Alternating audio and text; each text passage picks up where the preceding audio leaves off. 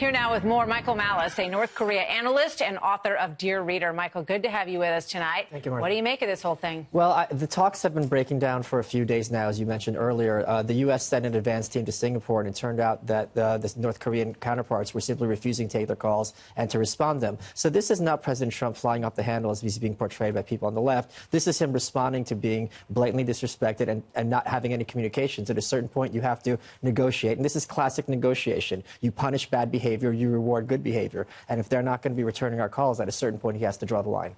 All right. So, I mean, what potentially would they agree to? You've got the Libya model on one hand, which is a complete denuclearization, which obviously rankles them, that idea. Then you've got the Iran deal model, right? Where you see sort of an overtime and some agreements, but not an agreement to get rid of everything.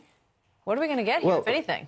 The more the term Libya model is used, the scarier it's going to be for them, because if you look what happened to Gaddafi and how he personally was murdered in the most horrific way, this is something that is of great concern to the Kim family and has been for decades. Kim Jong-il used to show this execution of Romanian dictator Ceausescu to all the party cadres daily, the video, and says, this is what will happen to you if the government falls down. So they're acutely aware of what happens when these totalitarian dictatorships collapse. And the difference between Iran and Libya is there's a partner country here, China. So there's no China vis-a-vis Iran, but there certainly is a China vis-a-vis North Korea, and we have to be concerned with what China wants and what China would allow. Do you agree with the president, who has a couple of times now said that second meeting that Kim Jong-un went to have with President Xi, something happened there? Is that why those channels shut down?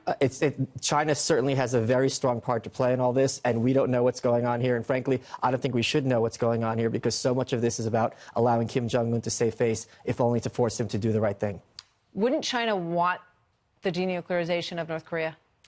Yes, but they also wouldn't want us to escalate to a total liberalization of North Korea and possible societal collapse, giving them 25 million refugees crossing the river who don't speak Chinese and don't know how to use a computer. Yeah. That's the nightmare scenario for China. All right. Well, what about, really quick, what about the mountain that collapsed several months ago? Is what they blew up today, was it even usable?